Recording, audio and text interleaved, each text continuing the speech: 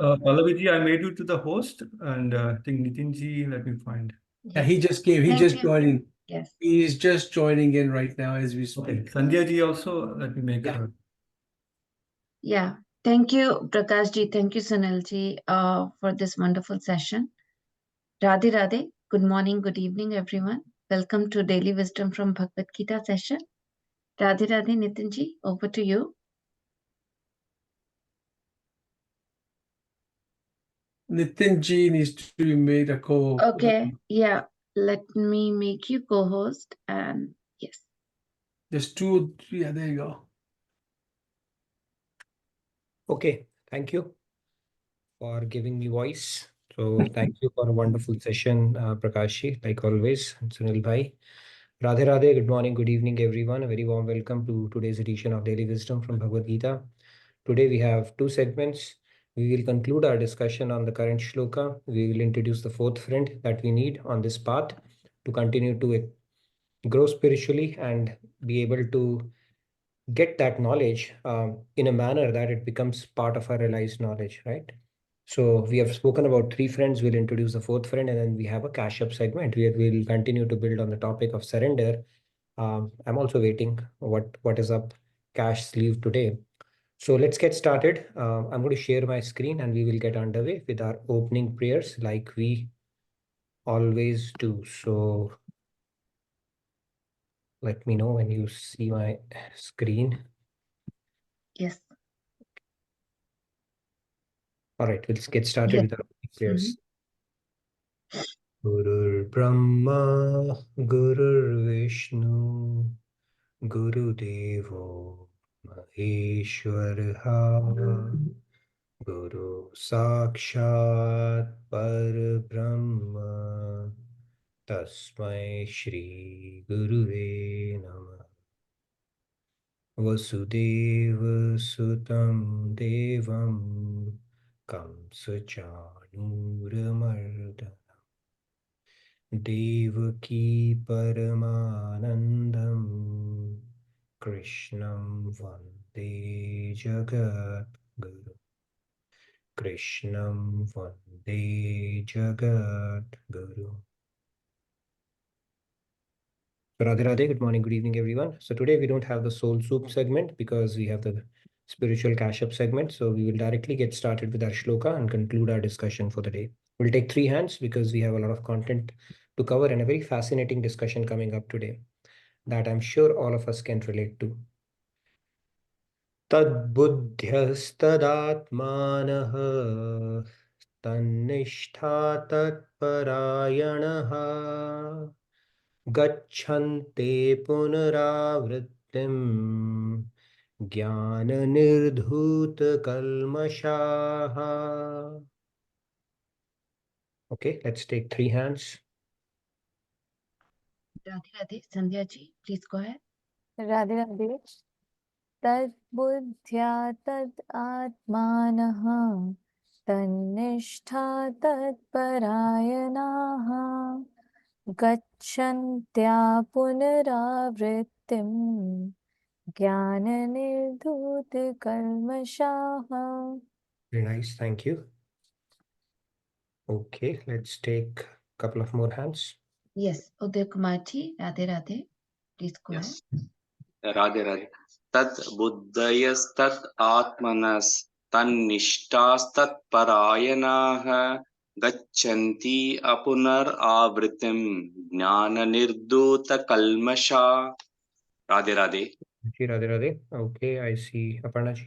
Yes. Aparna ji, Radhe Radhe. Please go ahead. Radhe Radhe everyone. Tat Radhe. buddhyastadaatmanas tanishthastat parayanaha gacchantya punaravrittim jnana nirdhuta kalmashaha. Very nice, thank you. Thank you, Radhe Radhe. Please go ahead, Tejas. And then we'll Radhe go. Radhe. Tejas ji, please go ahead. Radhe Radhe. Tad buddhyastad atmanas tanishtatat parayanaha gacchantara punar avrittam jnana niradat kalmashaha. Very nice. Thank you, Tejas. Last but not the least, Riyaji, real quick. Yes. Radhe Radhe. Riyaji, please go ahead. Radhe Radhe. Radhe Radhe. तद्बुद्धयस्तदात्मानः तन्निष्ठास्तत्परायणाः गच्छन्त्य पुनरावृत्तिम् ज्ञाननिर्धूतकल्मषाः. Very nice. Thank you. So let's get started. This shloka, today we will conclude the discussion on this one, followed by spiritual cash-up segment. So in this shloka, Lord Krishna is saying those whose intellect is fixed in God, who are completely absorbed in God, with firm faith in Him as the supreme goal. So today we're going to focus on this, firm faith in Him as the supreme goal. Such persons quickly reach the state from where there is no return, their sins having been dispelled by the light of knowledge. Okay, so let's get started. So we are talking about these four faculties or the four friends we need on this path. Buddhi, intellect, mind, nishtha, firm faith. And today we are going to talk about the object of force. So all the darts have to hit at the right place. Okay, this is how we will continue to progress on this journey. We have already spoken about three aspects. The fourth one is what we are going to talk about today. Let's start with a story. It's a story in Mahabharata, very relevant, and I want you to do a bit of an introspection and wear your thinking caps on as we go through this story. You might have heard it a lot of times, but hopefully it's going to introduce a perspective today that is going to drive the discussion forward. So before the war of Mahabharata, it was like a world war before the world war. It was the mother of all the wars. Okay, so all the forces were aligned and the world was polarized either on Kauravas or Pandavas side. And Lord Krishna, he was a very important entity at that time, and he's God. Not everybody knew he's God's avatar, but still he had exerted enough influence to be regarded as somebody who was pivotal in this war or very critical on this war. On one hand, so then both of these, because they both were cousins, Arjun and Duryodhan, they both went to Lord Krishna to meet him, to solicit or to get support from him. Both went. As a matter of fact, both went on the same day. As the luck would have it, Duryodhan was the first one who approached Lord Krishna, and out of his pride and arrogance, Lord Krishna was sleeping at that time. Okay, that was also a Leela probably he was doing. He was anticipating both of them to come. And by the way, Duryodhan comes and sits directly on his head. And Arjun, he goes there, although there was a seat near his feet, he simply stands there with his folded hands. So whenever he wakes up, he's going to make his request. Now, Lord Krishna, he wakes up. And when he wakes up, the gaze goes directly towards our feet, right? Our gaze does not go towards our hand. This is the normal gaze that it goes. And he looks at Arjun first. And he says, hey, Arjun, you've come here for, so then why have you come here for? He asks him there. But before Arjun could speak anything, Duryodhan jumped to it. He said, I was the first one who came here. So I have the first right of refusal with regards to the help that we both are going to ask for it. Both of them, he also knew that Arjun has come there for help. So Krishna said, no, but I saw Arjun first. So I'm going to give him the first right.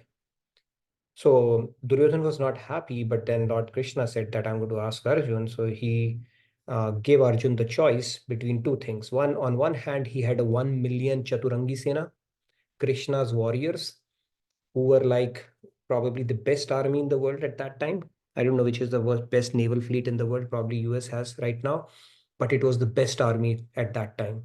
So on one hand, he said, you got my Chaturangi Sena, 1 million people, supremely trained and, what do you call that, proficient in warfare. And on the other side, Lord Krishna, who had said, I'm not going to participate in the war, nor am I going to lift the weapon. So tell me, which one do you go for? Arjun said, I'll go for you. Okay, I'll go for you. And Duryodhan was, thank God. He solved my problem. How dumb he's. Anyway, I had come for this. It doesn't matter if he got the first right. I mean, thank God he did not choose, so both were happy. Anyway, Duryodhan was very satisfied. Job done.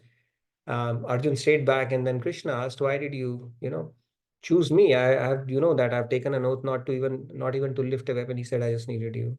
Okay? Because I know whichever side you're going to be on is going to be victorious. Arjun said that. Now, this poses a question. Which one would you like to be? Duryodhan or Arjun? Anybody who would like to be Duryodhan? Okay, let me say anybody. I mean, there's a good reason you're getting something um, pretty significant. It was not small thing, right? Yes, Abhinav Verma. Abhinav, you want to be on the side of Duryodhan? I mean, you want to be Duryodhan in this case if you had that choice? No, no. Please go ahead. I would prefer Arjun. It's similar scenario what we seen Ramayana as well, where when Ravan was about to die, then Ram asked Lakshman to take his life experiences, what he can share. That's when Lakshman went and stood near head of Ravan, and It was more on the Ravan, yeah. Yeah, so let me continue on that. So yeah, that's a good point yeah, you make. He also sat on his head, and until Ravan told that don't your brother has manners, if he has to receive knowledge, he should be on the side of the feet. Yeah, nevertheless, that was more of a gyan that Ram wanted, because the words that come out of a dying man are very important, and he wanted Lakshman to get some gyan because Ravan was a big Vedic Pandit. But the discussion here is more about, in this particular case, on one hand, you have yeah, something God is giving you, right? It's a pretty lucrative offer if you look at it from that sense, right? And on the other hand, empty hand, nothing but God. So I think nobody raised a hand. You raised it not because you wanted to be on Duryodhan's side, but on Arjun's side, but nobody raised a hand. So I can assume everybody wants to be Arjun in this situation, right? Now let's move on. Let's carry the discussion forward. Now, what are you asking God until this point? We all agreed we all want to be Arjun. Now, what have we been asking God based on our conditioning? I can talk about myself, while growing up, go to God and ask for this. God is a cosmic bellboy. You go and ask anything and he will go do that, right? Because he's a loving father. One of the abbreviations, interesting or amusing, I would say, I've come across about God is gives on demand. Okay, God. Doesn't work like that, right? So what are we asking God? Let's take a quiet moment to reflect on that all through the trajectory of our life, or whatever spiritual orientation we have had so far. What have we been asking God? Okay, it can really fall into one of these two categories. On one hand, what God can give, right?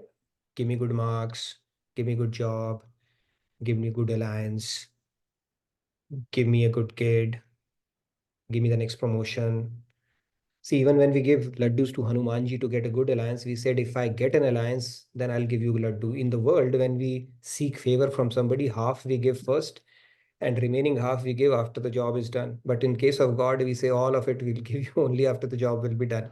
Anyways, the point here is, what do we ask God? We typically go and ask God for what God can give. And that is what our natural conditioning says. So from that sense, this is one area where what you can ask God. And the other is, you can ask God for God himself. I want you.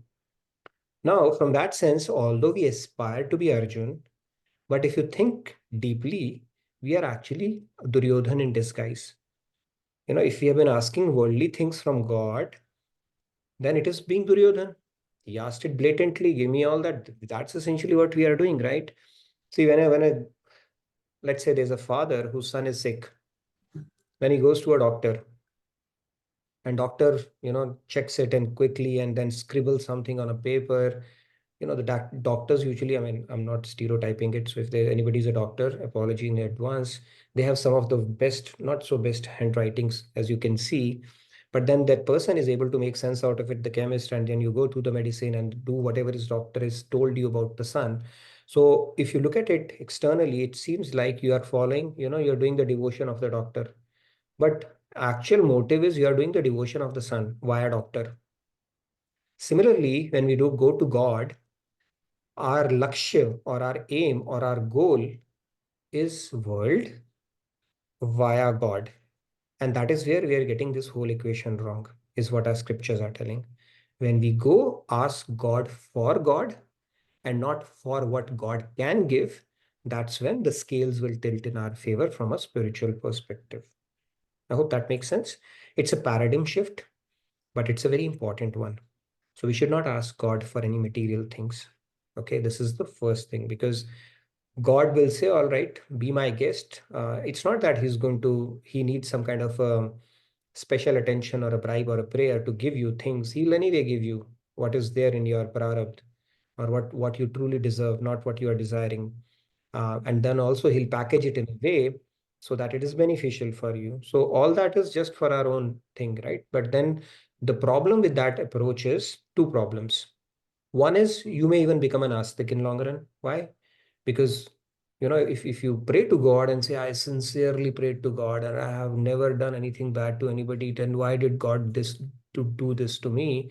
Or why did God not give me what I so sincerely asked for? You may even become an ascetic. That is the first problem. And the second bigger problem is those sanskars will have to live with. That conditioning is what tells us, or that conditioning is what is propelling us to keep on asking for such things lifetime after lifetime after lifetime, and not focusing on the real deal, which is spirituality, which could take our journey to another level. So no rule of not asking God anything. God already knows what is best for us, what we need. If anything we have to ask God for God, or his bhakti, or his darshan, or his seva. These are the good things to ask. Other than that, if you ask world, it's like asking for more poison for yourself, which is not a good thing at all. Okay. So when I heard this story for the first time, I contemplated a little bit. It's like, I was like, okay, I've been Duryodhan all my life, and we continue to be Duryodhan, thinking, this is how it's meant to be, but we need to be Arjun, like in this particular story. So that brings us to the fourth friend that we are going to talk about today: object of focus. So mind, intellect, faith, everything is there. But if your goal is messed up, what are you going to do with that? Ultimate goal has to be correct, right? You're solving a problem, but you're solving a wrong problem. How does it help? Right? In our corporate world also, we say somebody goes with all the intensity and motivation and everything, goes about doing something, but then they're not solving the right problem. Then what's the point?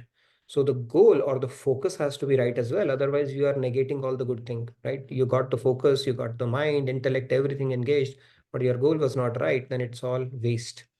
Now let's look at an example: a person who visits a temple and focuses mind intellectually fully on his prayer. So full attention to prayers when they are doing. And he has also firm faith in God and thinks God will answer his prayers. So faith also is there. All three things are there. But his ultimate goal is wealth, fame, power, material things. So the goal itself is flawed. Then what's the point? Is he going to gain anything spiritually? No. So that's where the knowledge is very important on this path. We may think that faith alone is good enough on this path. No. Chaitanya Mahaprabhu has said, when it comes to gaining Tattva Gyan, don't be lazy. Don't become complacent thinking I've gotten it and only faith will carry me through. If your knowledge slips, your journey can get derailed. And don't underestimate the power of Maya. This knowledge can slip when you really need it. So keep on contemplating it, keep on revising it. And that's the reason why Lord Krishna has given this knowledge. And he has done Punurukti throughout. Some same concept has been explained through different lenses repeatedly, because he understands in Kali Yuga, our intellect is not like we are going to listen it once, be able to contemplate it, imbibe it, and implement it as well so easily. So it's very important for us to continue to revise knowledge. So like in this case, you go to temple and you're praying, you have faith, everything is there, but you're asking for material things. Then what's the point? It derails your entire spiritual journey, because you are still hung up. You are asking world via God. World is God is the means, world is the end, which is not should be the God. And how should the devotee? There are three kinds of devotees. One considers God as the means and world as the end. Okay, that is the lowest level of devotee. At least they are going to God for world. The second level of devotee is world is the means, God is the end. And they utilize, they think through their own means and through worldly things, through all the stuff that they can do through the sadhan which are available in the world, they can attain God. They are also wrong. You can go only so far. And the third level of devotee is the highest devotee, who understand God is the means and God is the end, because we need God's grace even to progress on this path. Okay, so that is the highest level of devotee. God is the means, God is the end. Now let's look at the story where the goal, if your goal goes wrong, then everything else does not matter, right? So there was a king whose name was Pururavas. He was a powerful king. He got infatuated with Urvashi. Okay, a lot of people get infatuated with Urvashi if you go through our scriptural stories. And by the way, Urvashi was one of the damsels who was created by God on the request of Indra, and she was the first lady in the queue. I don't know who all God had created after that, but Indra settled for that. He got infatuated with her as well. Anyway, this king got infatuated with Urvashi, and they got married, and there was some kind of a contract or a condition that was laid for marriage. It some kind of an interesting conditions. We'll not get into that. But the king was devastated, and so that condition was broken under certain situation, and Urvashi had to leave him, and he continued to lament. He was missing her so much, and Urvashi came back, met him in Kurukshetra with his baby, and went back again after giving the baby because the condition was violated. The condition which would have kept them together after they got betrothed or married. So Purva, then he did severe austerity. He was missing her so much that he did severe austerities, and he pleased to please the Lord, and Lord did appear in front of him to give him a boon. He gave him a blank check. What do you want? So he says, Lord, you are so beautiful. How fortunate I am to see you. Please purify me, bless me with your infinite happiness, or Premanand, bless me so that I can do your service. Nothing of that sort, he said. All he cared for when God appeared in front of him and said, what do you want? He said, can you give back Urvashi to me? Okay, so now think about it. He had the intellect, he had the mind, he had the faith that God can fulfill all his desires, but his goal was wrong. What's the point? Right? So this is the story. If you look at it, if our focus is not right, even if you have other faculties going for you, you can get it all wrong. And it was for God, nothing is impossible. God is giving you a blank check. Ask me what you want, and he's asking for something in the world. That is how our infatuated or conditioned mind can take us if we don't have the proper knowledge around this concept. So the goal is very, very important on this path. Now, what happens? So devotee, from a devotee standpoint, God is the means and God is the end. That is the goal, nothing else. Okay, if we keep that paradigm in our head, we cannot go wrong. I see a hand raised. Yes, Sandhya, some question has come up. Now, I'm going to Ra- something that is going to be fascinating. Okay, that will change your life forever. Yeah, go ahead. I just wanted to understand what is wrong with using world as an instrument to achieve It's God. an partial knowledge because you think your sadhans are good enough for you to attain God. So perfect knowledge is sadhans are not, our sadhans are limited in that sense. So we have to rely on God's grace. So a lot of people, they think they, through their sadhan bhakti alone, like Gyanyu, they can attain God. But when they reach the epitome of that, they realize that they have to rely on God's grace. So why not build it fundamentally, ground up as your fundamental practice itself, knowing it at the back of your mind that eventually you have to rely on God's grace and start seeking that, beseeching that through increasing your surrender and other practices that our scriptures talk about.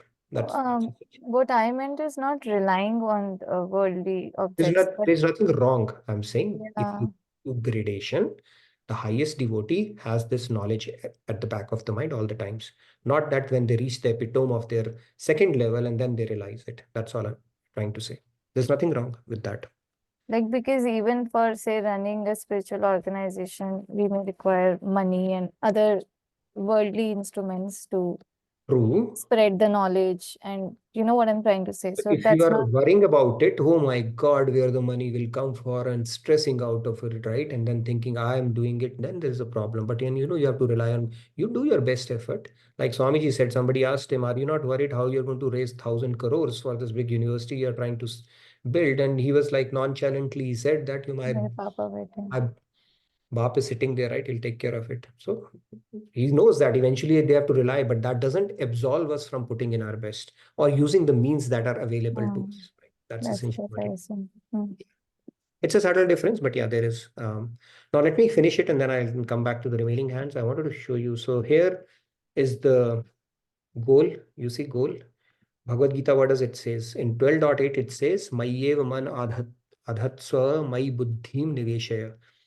So it says so if you say God has to be center of it, fix your mind on me alone and surrender your intellect to me. Okay, that is what God is saying.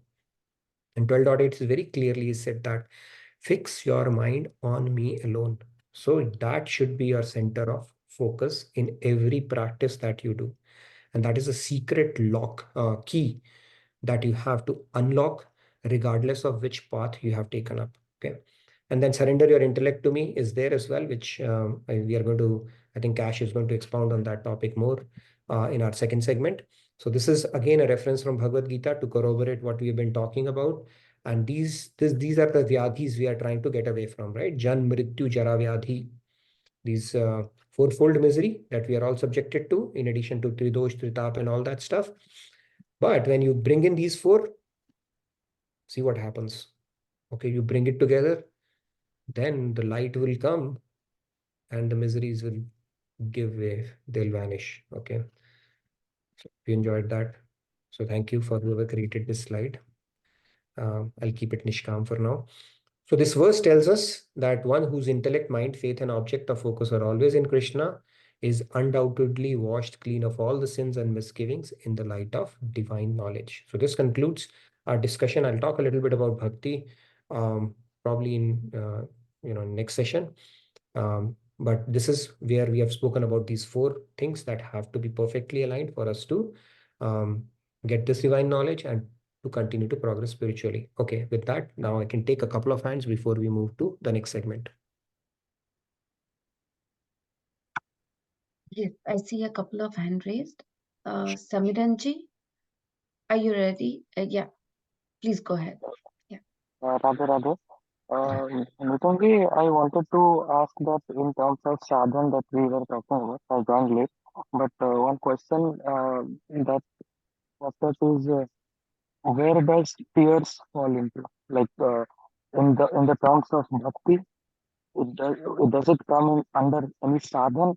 Like if one person doesn't have the tattva gyan, the knowledge or the intellect to contemplate upon, and he has firm faith and he believes in God, Faith, and okay. he just tries for him. So faith without knowledge is blind, and knowledge without faith is lame. Both are needed. Okay. Now, if you have done a tons of practice in your past lifetime, faith comes naturally to you. That is a different thing. But that faith has to be backed with perfect knowledge also. Tattva Gyan cannot be undermined.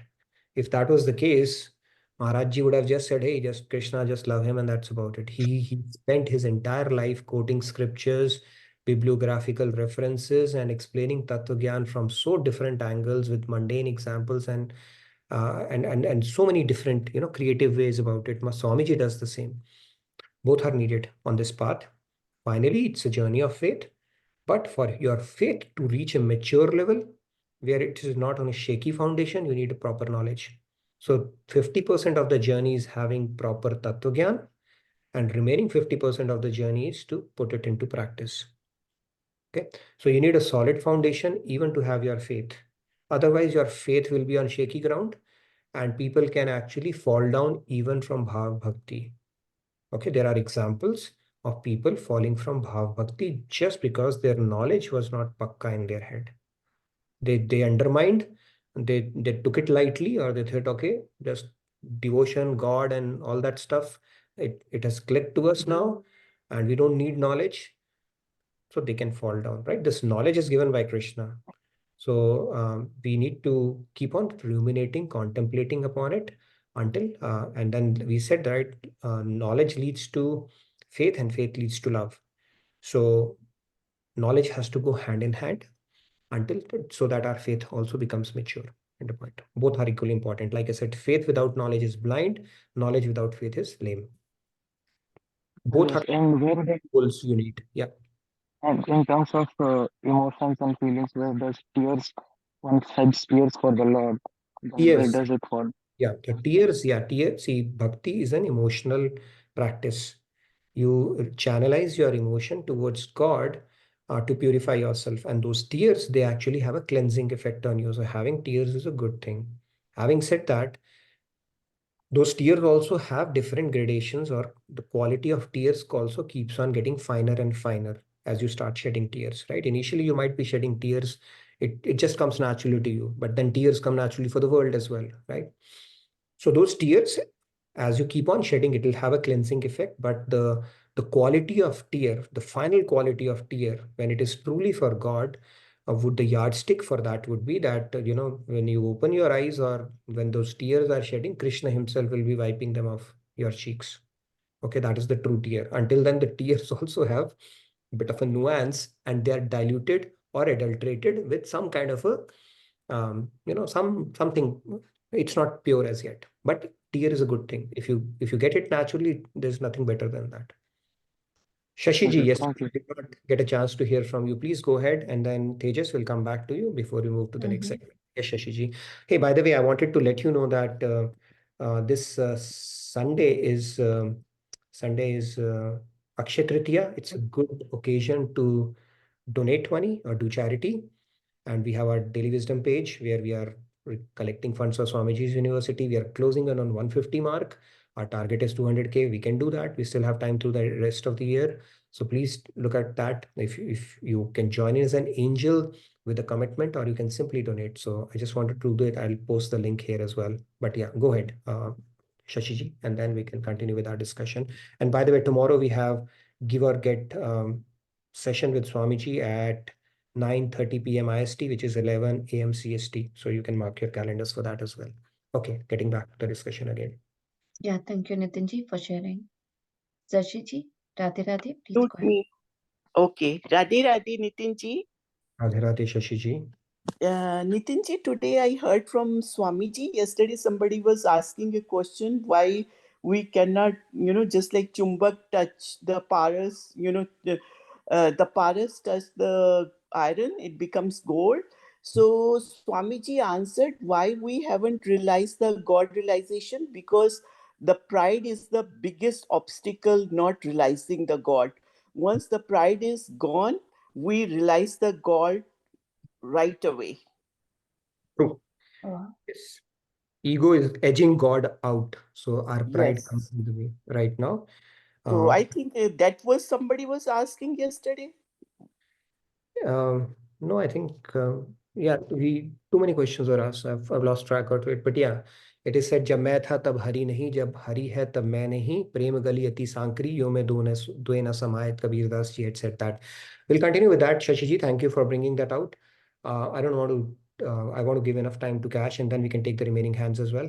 Maybe Tejas, real quick, if you want to add one more question, couple of minutes, then I'll hand it over. Radhe Radhe, Tejasji, please go Yeah, ahead. Radhe Radhe. So my question was, when you brought up about faith and knowledge, right? They both are actually reinforcing each other. Like when you Right. increase your faith, True. you will be motivated to gain knowledge. If you go the other way around also, if your knowledge is increasing, your faith will also increase, right? Both are, it's like So two bullet that's what I have cards. seen, at least. Yeah, it is like the two bullet cards you need to plow a field. Both are needed, and both Yeah, are and reinforcing. You're right. right, and you're doing this in the atmosphere of the Maya. So the Maya always trying to intrude, and your stamina is to try to focus on the faith and knowledge and have less effect of Maya going forward in your spiritual journey. I think that's what I can think of. Like when you said faith and knowledge, I felt it was mutually reinforcing each other, kind of like you said. They say तीर Yeah. भाले से लड़े शूरवीर न होए, bhakti taje maya lade so shurvir hoye. So with bhakti, who can fight Maya is the true warrior, and that is where devotion comes in handy. But good point, Shri Ramya, real Yeah. quick, and then we give it to Cash. 1 minute we have before we get started with the new segment. Radhe Radhe, Radhe Sri Radhe, Ramya ji, Nitinji. please go ahead. Nitinji, for the web fundraiser part, India, we are not able to donate to that fundraiser. So you want to tell about the India fundraiser page Sure. also? I'll just post. If So you could Shri show Ramya, that also. you may want to post that if you are from India. I think they have created a separate page for India Daily Wisdom from Bhagavad Gita team, because of some tax implications, they are not able to do a fundraiser directly in US. So do check it out. Shri Ramya is going to post the link. You can probably post it or give it to Pallavi ji. And then if you're donating in rupees, you can directly put it in that fundraiser because you may not be able to do it in the US fundraiser. Thank you, Ramya, for bringing that up. One last. Thank you for sharing. Like also Nitinji, if you could request people to join the India fundraiser team for fundraising also. Here, I hereby as request, fundraisers. I hereby request all the people on Sri Ramya's and my behalf to join India's fundraiser team. So could you please join that? Akshay Tritiya is a good occasion to do that.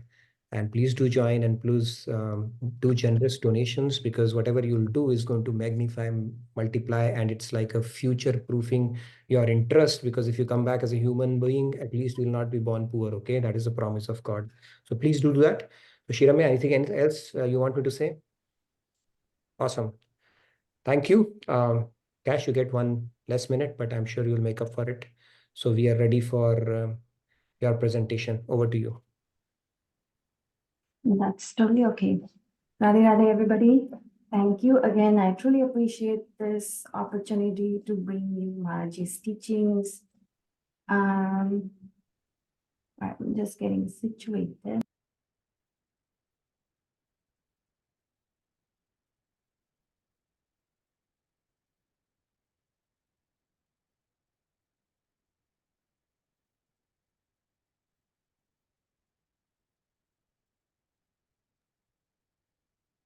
Yeah, we can see the car and the flute.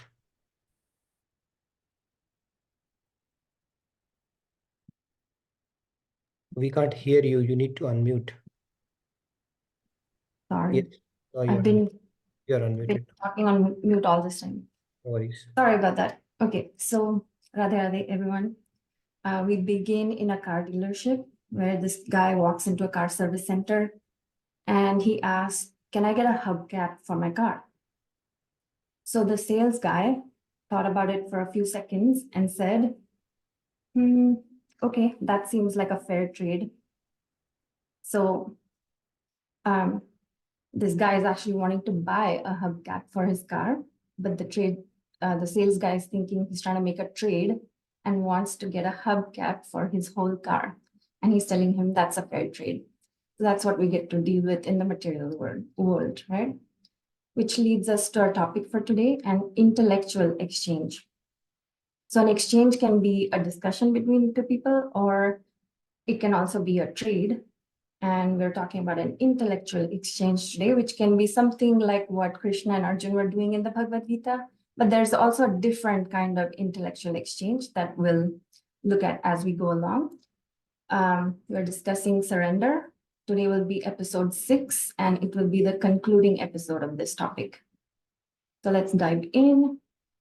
As we ruminate like Krishna's cows, I just wanted to go through all of the different angles of surrender we've looked at so far. So first we tackled what is surrender and what is it not. What will we get by surrendering? So we said surrender is a state of being. It's a state of consciousness. It's not an action or an act. What will we get by surrendering? Everything we could possibly hope to get.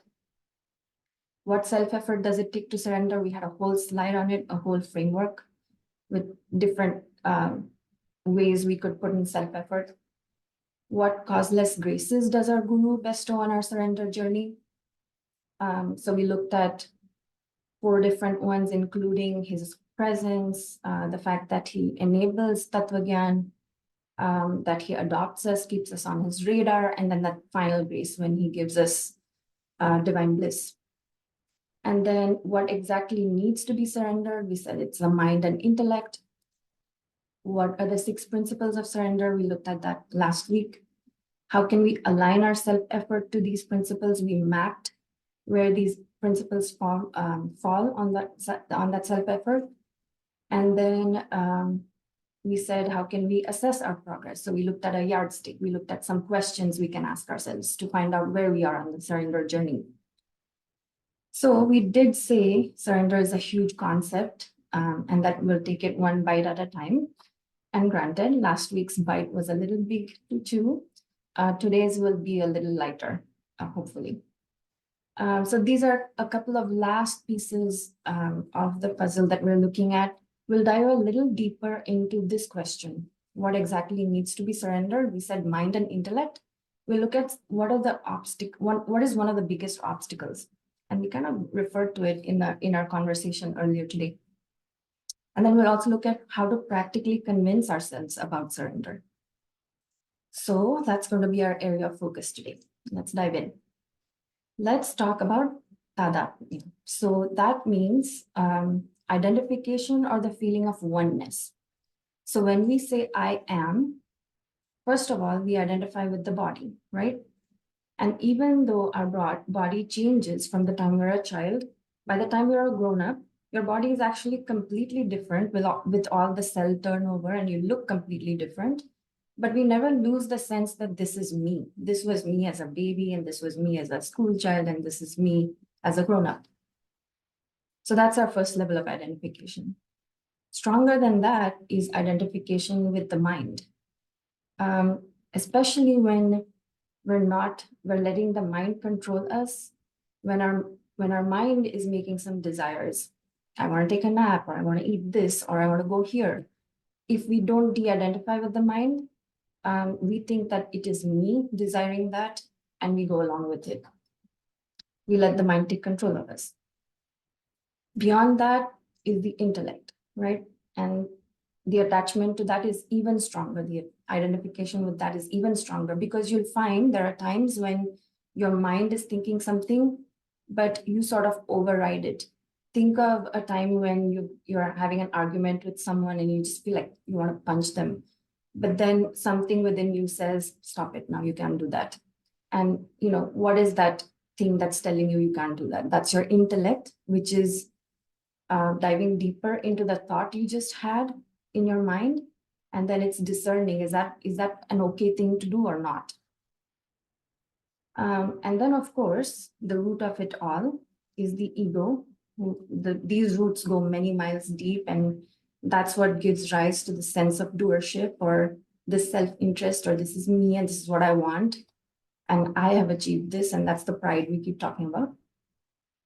So Krishna actually has told us, surrender your mind and intellect, but it is the intellect that kind of questions what we're hearing, what we're trying to absorb. It's the intellect that has doubts, and it finds some stuff hard to accept. So that's what we're going to look in a little more in detail. So let's look at a real world analogy. Here's a school principal, right? Let's say the school principal, for whatever reason, not relevant to the conversation, has excused a student from taking a test, right? Let's say the teacher is not aware of this arrangement. And if she's not, then she can assert her authority on the student, and she can compel the child to take a test, because she can say, I'm your teacher and you need to listen to me, right? But if the principal informs the teacher of his decision, then the teacher will have to follow the principal's instructions. And that is because the higher you go up the ladder, the more authority the person on top of you has, right? So in this analogy, we can equate the student with the mind, we can equate the teacher with the intellect, and we equate the school principal with our guru or divine teachings, right?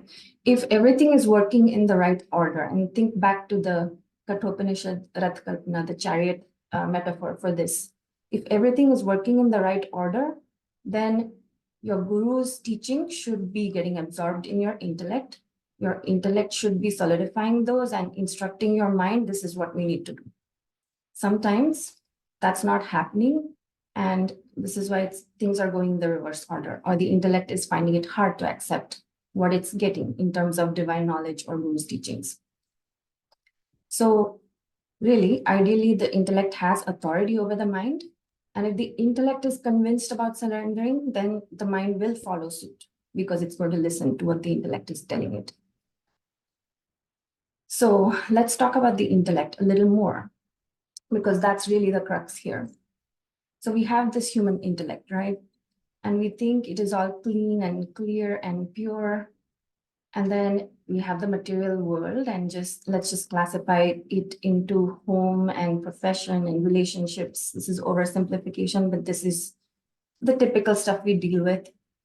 But let's not forget, this is all under the sway of Maya, right? So our intellect has an overcast shadow of Maya on everything it's doing. So in the material world, we can apply our human intellect because both the world and our intellect are under Maya. So we can use that to do our material dealings. But divine knowledge is completely outside of this, right? Divine knowledge is untouched by Maya. And we get that divine knowledge via the Guru. Remember, we said causeless grace, Guru enables that Tattva-gyan. It's not something we can understand on our own without the grace of God, right? The very fact that we're here, we're listening to this, we're absorbing some of it, that means we have a ton of grace from our God and Guru to be able to understand and absorb this knowledge. So if we're good about absorbing it, solidifying it, we might even be able to apply some of this, spiritual teaching to our material dealings. We find our relationships improving, we find less stress at work, all that stuff. So we might start using free will in a better way to make decisions that are more aligned with what we're learning spiritually. However, our intellect is still tiny, it's still distorted, and it's still impure because it's connected to Maya. It has Mayic influence and attachments. And so we cannot use the intellect to understand divine knowledge or use logic or try to rationalize with ourselves what this divine knowledge actually is. So until we are under the influence of Maya, this will be beyond our understanding without the grace of God and Guru. That's really the point here. On its own, human intellect is insufficient to understand spiritual or divine knowledge. So there's a decision we can make. We just talked about having some faith in those spiritual teachings and divine knowledge. So it's that leap of faith that can help us make a decision.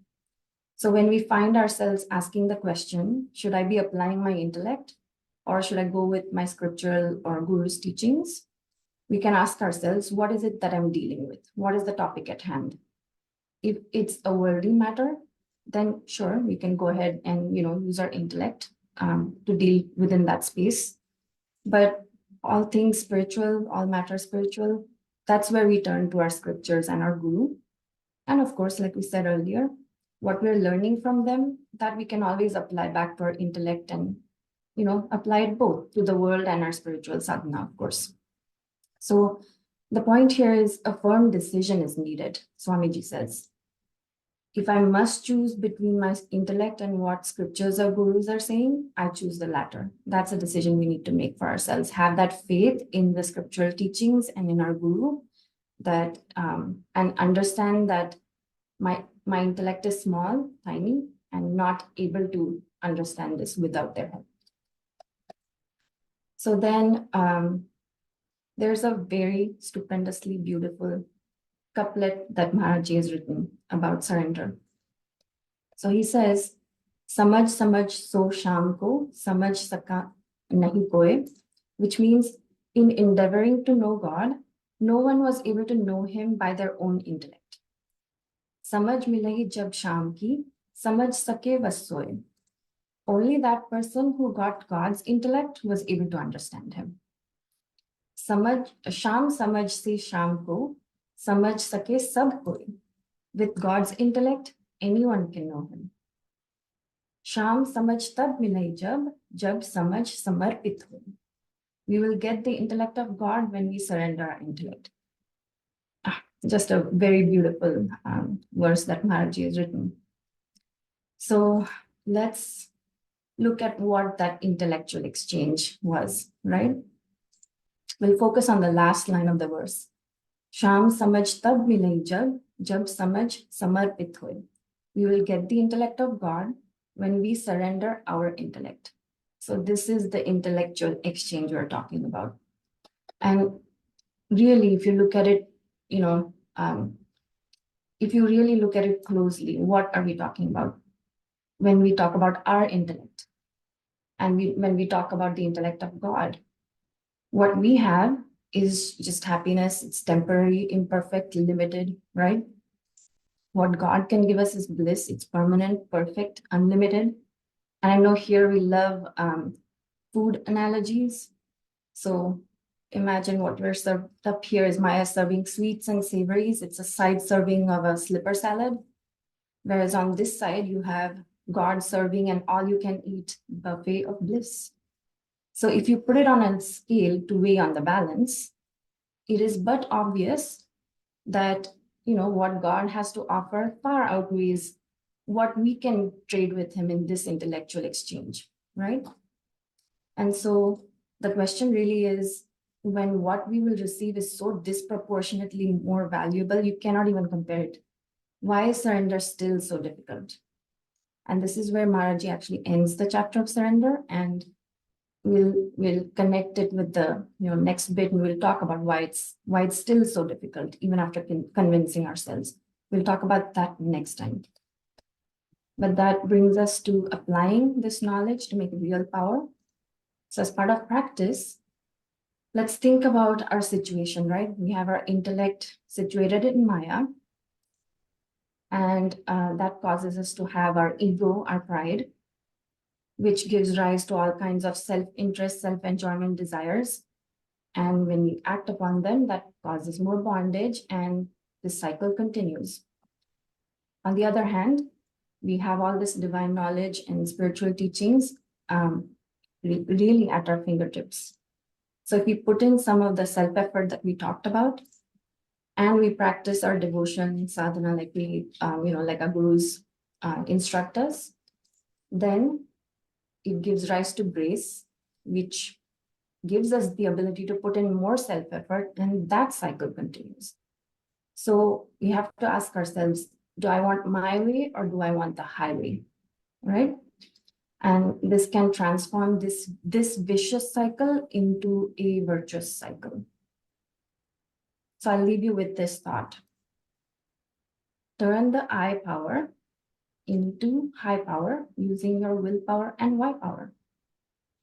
All right, so that brings us to the end of this segment and the end of the chapter of surrender.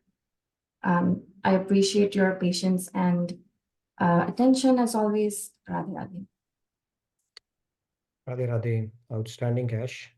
I think it has whetted our appetite for, why is it difficult to surrender, and not the whetted our appetite for chappals and chappal salad and laddus, looking at how disproportionately it outweighed the other side.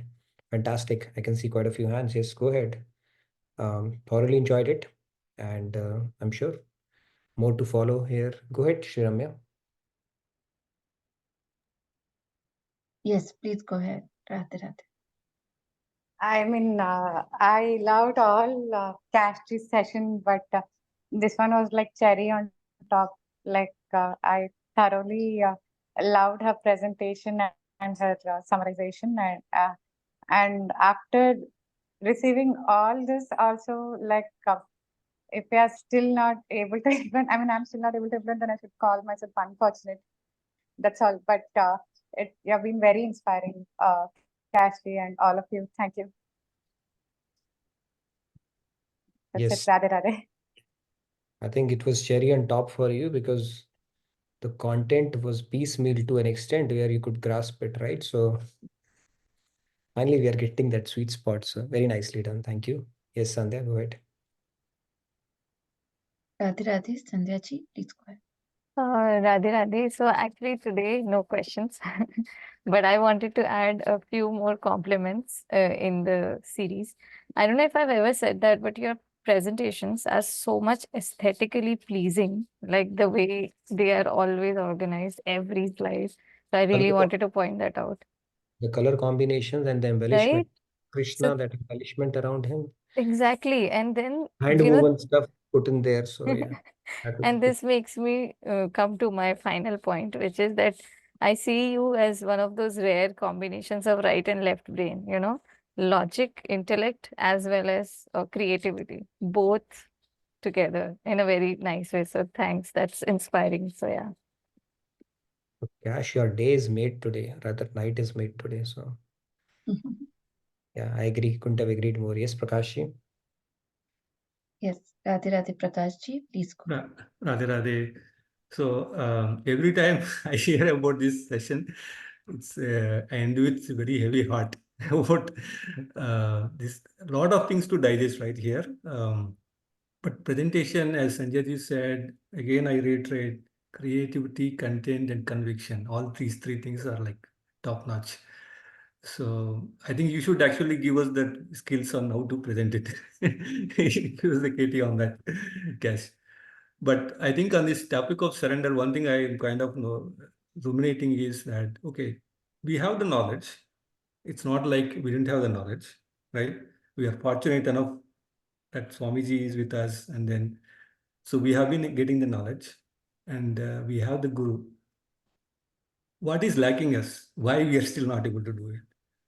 Right? Then only make me think that self-effort. Right? That is what I think missing. Practice, practice, practice. So I think that's what I would like to, I think, focus on it. That's what my takeaway. Yes, self-effort is where the gap is right now. Kumarji is saying queen of presentation. That's an amazing compliment. Awesome. Yes, And Kashji, lot of accolades pouring in. yeah, please do put Sajidi? out the feedback tracker as well. All the stuff Yes, that I have posted the link for the feedback tracker. Please put your questions, comment, feedback in the feedback tracker. Yeah, please do. Rajitji, Radhe Radhe, please go ahead. Raji, that is Pratyusha, is huh? No, this is Saji. Oh, please, Yes. yeah. Hear from you. No, Prati is on the. I am pretty. She's on the line. 100% sure because I'm in the US. She's in India. We have this situation going on. But yeah, so it was a fantastic presentation. The thing with Cash's presentation is, if you think about ruminate on one slide, this next slide simply goes away. So I was on one slide just thinking about something, and that there was a one slide that simply went away. But it was great. Thanks, Cash, for kind of for that information and the way that you've presented it. So I really had a question. So yeah, you have the knowledge, you surrender. So you want to surrender, right? But so maybe we covered it, and it's slipping my mind. What are the tools to surrender? Is it just is it the sadhana? Is it more time in bhakti? What are the tools to surrender? How do we surrender? I would say, we looked at the self-effort framework. That's what we can do from our side, and sadhana, of course, is a part of it. Even to ask for help with the surrendering is something you can do to get more grace for surrendering. But I think it's a combination of everything. Do your sadhana, do your self-effort, and put your graces into practice. Yeah, if there is one thing I would practice more of consciously would be acceptance. Acceptance around whatever is happening rather than getting into whining, complaining, stressful mode. So any lamentation over the past or worry for the future, you are violating surrender. So acceptance would be one of the things, if you go by the 6 principles, you can actually break it down into some of the actionable items for yourself. And when it comes to align to God's will, basically have acceptance around everything that is happening rather than saying, I wish this would have happened, or worrying about something or lamenting about something, then we are violating that principle. So prasad buddhi, acceptance, is at least one thing that I immediately brings me, the rings bells when it comes to surrender. But yeah, there'll be tons of other, maybe Cash, you can plan to do one presentation on the tools that we could potentially use. I think one of the best compliments today that has come from Raj is that when you put the slide, there are no questions. Everything is clear. So when you do a presentation on the tools, I think that concept will also become clear. But yeah, there are tons of things we can do from that standpoint. Having gratitude, having no insecurities, having acceptance, having no sense of proprietorship, having no pride, ego, all that stuff, if we practice, that takes us closer to the spirit of surrender. So you can stick that 6 principles on your wall and then measure yourself up against those, if I'm doing it in this situation, am I violating any of these? So that conscious or deliberate thinking around it would probably help us take closer to that goal. Yeah. But it's like you're opening up, there's no 6 or 7 things we can do. And then we're saying, it's tons of things, and it's very subtle, layer by layer. Yeah. So those 6 principles could be a good guiding framework in that sense. Thank you. Thank you, everyone. Thanks. Thank you, everyone. Radhe Radhe. Yes. I see Tejas Ji's hand. Please go ahead, Tejas Ji. Radhe Radhe. Yeah, so the other thing I was thinking is, or I don't know which precedes which one. So when you surrender, you are having pleasant emotions within yourself, right? Or I don't know if the pleasant emotion come first and then you surrender. Like I'm talking about pleasant emotion within you is irrespective of the Maya, irrespective of good things or bad things happen. You're always pleasant inside. You're not allowing the Maya to affect you. So I don't know which comes first. When you surrender, you become pleasant within, or when you become pleasant within, you eventually surrender.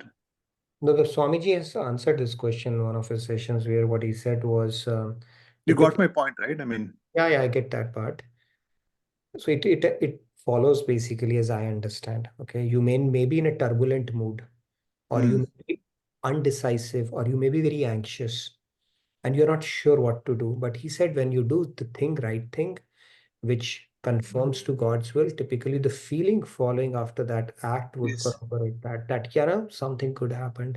So that feeling, identifying that feeling is important, because sometimes you might have done something which might be good in worldly eyes, but inside you, you're not feeling good about it. Something could happen. So that could be a exactly. bit of an indicator. Also, this might be a good question to ask Swamiji as well. But in this particular instance, as I understand, whatever I've heard is like the feeling that follows after that action would typically tell you, whether you aligned with the principle of surrender or confirmed with the will of God in this kind of a situation or not. Okay. I was just thinking out loud, so I thought of asking this. Yeah. It's a good question. Yeah. Yes, Sandhya. So Sandhya has put a workshop demand as well. All right. All the best, Cash. I mean, that will also support the fund. That can support the fundraiser. Like we have workshops for everything else. Why not for this? Yeah. Let's create 2 or 3 more sevas here. I think that'll be fun. It's her choice. I just made a request. And one more thing I wanted to say, if it was around JKO Yuva. I don't know if people here know, but I just wanted to give a short Sure. pitch to it, that there is this new initiative that has started for people in the age group of, I guess, 16 to 30 years. And they can be part of the JKO Yuva community. And right now, the registration for it is just free of cost. And you can have direct interaction with Swamiji. There's an exclusive platform for JKO Yuva. So anyone and everyone here who is part of this age community, please do not miss out on the opportunity of being part of this community. Register for it, it's free, and I think I'll share the link in the chat as well. So 30 years one day is no longer a yuva. Okay, that's too bad. Okay. Yeah, please do check it out. There's tons of things that Radha Krishna Temple and CIC is offering, so you can avail and help us spread the word around as well. By the way, tomorrow we'll do a Thursday, being a Thursday, it's not a quiz day. We will do a segment on a story of 3 thieves. Okay, who are those 3 thieves? So look out for that. We'll discuss that tomorrow. Kumarji, over to you. You wanted to ask or say something? And please fill out the feedback tracker. Yes, Radhe Radhe, please go ahead, Kumar. Yeah, yeah. Jai Shri Ram, Jai Hanuman. Yeah. Of course, regarding Kashi's presentation, I think we have all kind of expressed our appreciation, and no words are big enough, right? So we'll be expecting more. I just kind of increased our thirst for more spiritual information in beautiful pockets that Kashi gives. Regarding surrender, I wanted to say something. They said, if you surrender, do you feel good? Or if you feel good, you surrender, or something like that, right? But I see that, surrender is not like a one, for most of us, I think, you cannot just surrender in one shot. It's small things, right? Incrementally increasing it. Because most of the things I really don't surrender. If I really look at the 6 laws, I cannot say I surrender on everything. So, but in small pockets, I do these 6, this one surrender, and some of them I do 4. And I see that as I do that, leave it to God. I say, God, now it's not in my hands. Sorry, please take care of this. Then you feel a peace of mind and happiness. So part of that is doing the right thing, right? Because if you have to will according to the will of God, you cannot do the wrong thing. So that way, when you do good things, even if you don't understand the whole concept, just do the right thing. Your conscience will tell you what the right thing is. Those are my 2 cents. Thank you. Jai Shri Ram. Thank you, Kumarji. Jai Shri Ram. Okay, so I think we've come to the end of today's session. We can do maybe a couple of chants before we wrap it up. Very fascinating, engaging session and outstanding presentation like always. So can we move to our devotional segment now? We can do a couple of chants and then wrap it up. I know we are getting over time, but maybe we can wrap it up before 10:10 today. Yeah, let me just share it. Yes, Sandhya ji, please share. And I also wanted to say there's a lot of discussion going on the age factor, but for Yeah. JK Yogi Yuva, it is the bodily age. So please go by that. We are Okay. closing in on becoming 2 times Yuva now. Okay. Okay, so this is should I start? Yeah, please. Okay. सर्व शक्ति संयुक्त हो, नाम रूप गुण हो, य राधे राधे, लीला परिकर रहित हो, परमात्मा है सोय राधे राधे। जय राधे कृष्ण राधे राधे, राधे कृष्ण राधे।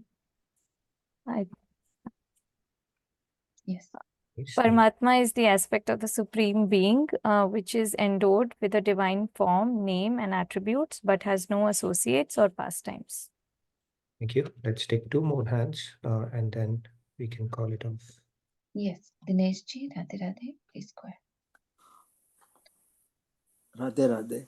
सर्व शक्ति संयुक्त हो, नाम रूप गुण होय राधे राधे, लीला परिकर रहित हो, परमात्मा है सोय राधे राधे।